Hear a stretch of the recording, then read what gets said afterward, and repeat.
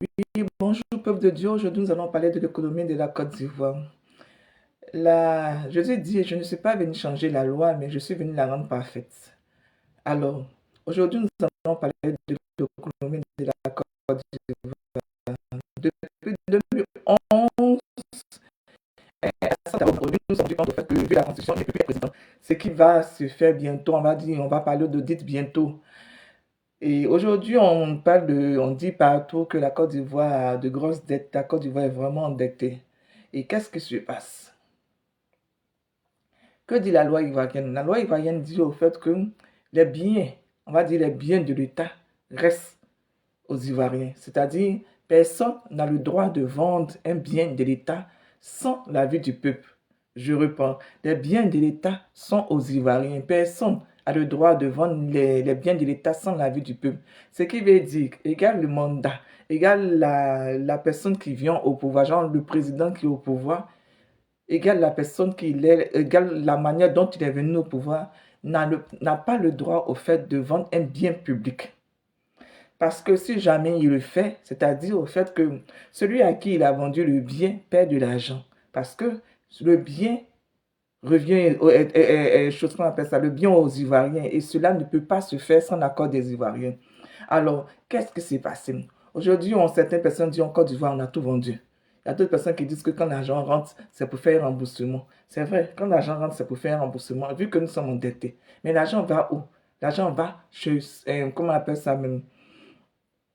Et celui qui dit au fait qu'il nous a donné, on va dire ça comme ça, des dettes. Pourquoi? Parce que il nous a prêté de l'argent en fait.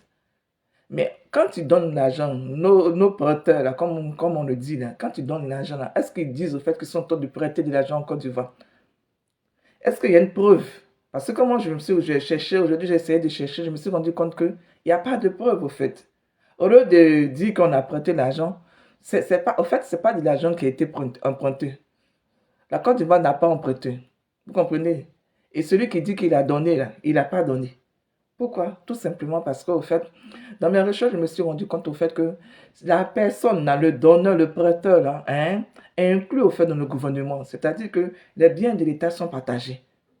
Et vu que la Côte d'Ivoire est tellement endettée, donc on va dire que le pays appartient à nos bourreaux. En un mot, aujourd'hui, là, on parle au fait d'une collaboration.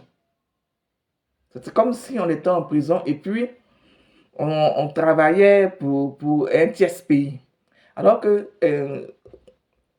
la loi ivoirienne dit que c'est impossible au fait. Alors qu'est-ce qui se passe? J'ai fait aussi des recherches concernant la Banque mondiale et je me suis rendu compte au fait que si aujourd'hui tu peux prouver, d'abord on appelle ça abus de confiance. Si aujourd'hui tu peux prouver au fait que quelqu'un a pris un bien d'un pays sans son accord ou bien a volé un bien de, je sais pas, on va dire voler au fait, a confisqué un bien d'un pays égal le pays, il peut porter plainte. Et quand il porte plainte qu'il arrive à donner les preuves, c'est-à-dire que les biens du voleur, on va dire ça comme ça, les biens du voleur là sont confisqués. Donc la Banque mondiale bloque et il retourne l'argent au vrai propriétaire.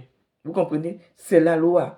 Partout dans le monde entier, il y a la loi. Il y a la loi dans la constitution d'État, dans les banques, dans la santé. Partout, il y a la loi.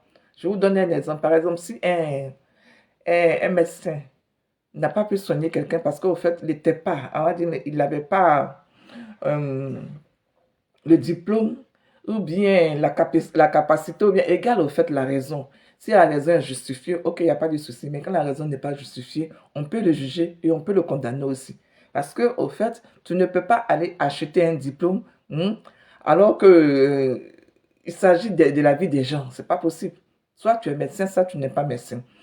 De la même manière aussi, c'est-à-dire qu'on n'a pas le droit de prendre le bien d'autrui et aller faire de ça ce qu'on veut. On appelle ça du vol. Donc, qu'est-ce qui se passe aujourd'hui? Certains Ivoiriens disent carrément que ah, euh, Alassane Ouattara a endetté la Côte d'Ivoire. D'abord, depuis 2011, on peut dire qu'il n'y a pas eu de pouvoir. Pourquoi? Parce que le pouvoir a été confisqué. Les gens au pouvoir étaient des rebelles. Ils faisaient ce qu'ils voulaient. La preuve, la constitution a été changée. Et il n'y a pas eu de justice. Pourquoi? Parce que tout ça, jusqu'à la présent, n'a pas été condamné. Quand j'ai examiné la situation, je me suis rendu compte que il y avait des gens quand même qui étaient éligibles, oui, qui sont éligibles. C'est-à-dire que ceux qui ne sont pas éligibles, il y a le président Laurent Gbagbo parce qu'il a plus de 75 ans. Donc, il est âgé. Il y a le président Alassane Ouattara qui a plus de 75 ans. Non seulement il est âgé, mais il a fait aussi un coup d'État pour venir au pouvoir. Depuis 2020, on va dire, les élections, en fait, ne devaient pas être prises en compte. Et après, quand on regarde les vidéos de Soro Guillaume a dit au fait que il a aidé le président Alassane Ouattara à venir au pouvoir. Tous les Ivoiriens le savent. Mais est-ce que cela est sorti au moment où, enfin, avant que, enfin, moi, je me dis, c'est sorti depuis un moment. Il a fait des aveux. Il a avoué au fait que il a aidé le président Ouattara à venir au pouvoir. Il a même fait de fausses cartes d'identité pour que les gens puissent aller voter. Voilà ce que Soro Guillaume a dit. Aujourd'hui, Soro Guillaume est en exil. Il veut revenir se présenter candidat. S'il n'avait pas parlé au fait de ça, s'il n'avait pas avoué au fait qu'il avait aidé le président Ouattara à venir au pouvoir, c'est-à-dire qu'il n'avait pas avoué avoir participé au coup d'État, on pouvait dire qu'il était candidat.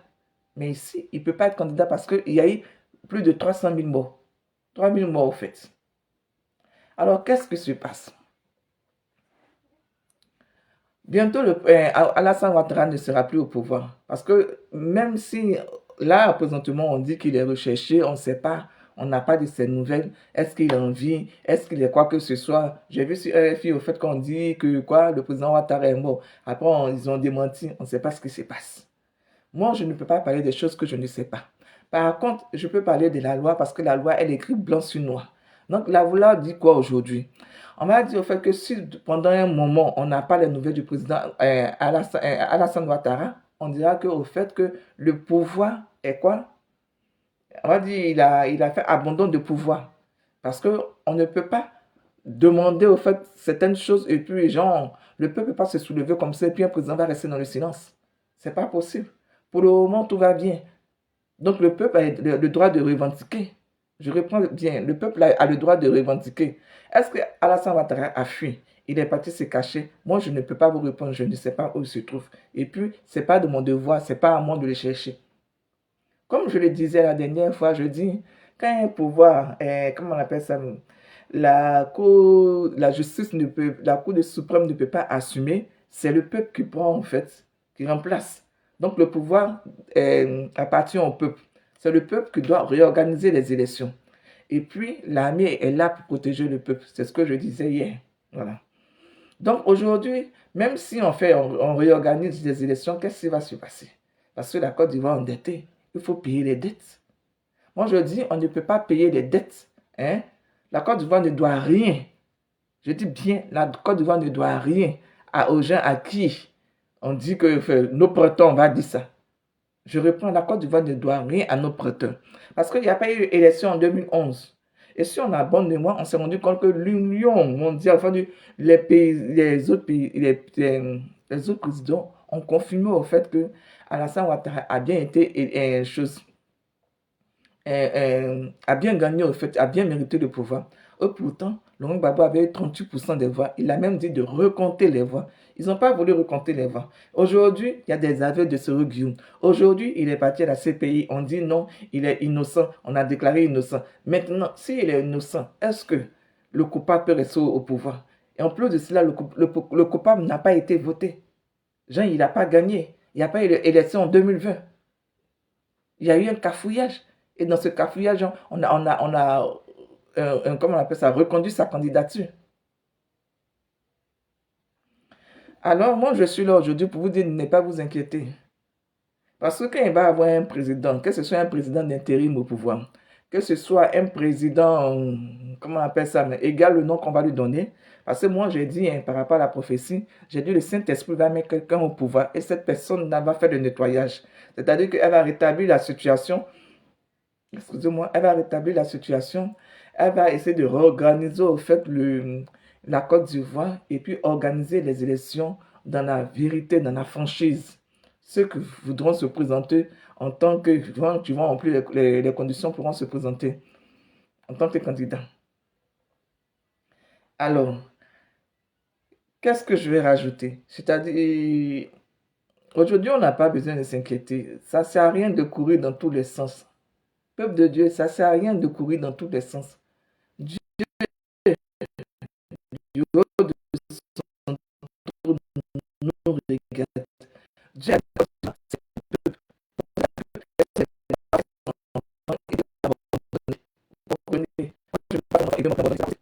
c'est Dieu dit que le peuple d'Ivoire est son peuple, c'est que la Côte d'Ivoire est son peuple. Sur ça, il faut que vous compreniez au fait que la Côte d'Ivoire est protégée. Le Saint-Esprit est à l'œuvre. Vous comprenez, tout ce qui a été volé aux Ivoiriens sera remboursé. C'est-à-dire que l'Ivoirien va partir prendre ce qui lui appartient dans le spirituel. Le Seigneur nous a déjà donné autorité.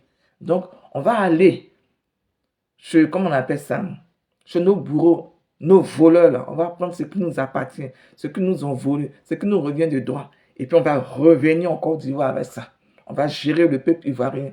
On va le mettre dans le beurre. On va faire tout ce qu'il faut pour que l'Ivoirien soit conscient, en fait, de ce il avait voulu perdre. Il avait déjà perdu, on va dire, son peuple. Lui, on va dire son peuple, son pays. Tu sais, la Côte d'Ivoire était déjà bâtie. C'était fini. C'était déjà fini pour la Côte d'Ivoire. Peuple de Dieu, c'était déjà fini pour la Côte d'Ivoire. Comme l'évangile le dit, hein, Dieu ferme. On dit là où tous sont fermés, Dieu ouvre une porte. C'est-à-dire que là où il n'y a plus d'espoir, tout est bouclé. Dieu ouvre une porte. Et quand Dieu ouvre une porte là, Dieu ferme la porte, il ouvre une porte là, personne ne peut la fermer. Cette porte-là. C'est cette porte-là qui est ouverte présentement. Je dis bien que c'est cette porte-là qui est ouverte présentement. En 2024, là, la porte-là, elle est ouverte. Et personne ne pourra la refermer. Parce que cette porte-là, c'est une porte qui parle de la vérité. C'est une porte qui parle de, comment on appelle ça, de la reconstruction. C'est-à-dire qu'on va faire un tri. On va purifier la Côte d'Ivoire, comme on le dit dans le spirituel. Que ce soit de façon économique, que ce soit physique, humaine, tout est égal le nom, égal ce qu'on doit faire. La Côte d'Ivoire sera purifiée dans tous les sens. Donc voilà ce que je suis venu vous dire au fait. C'est-à-dire que la Côte d'Ivoire n'a rien perdu.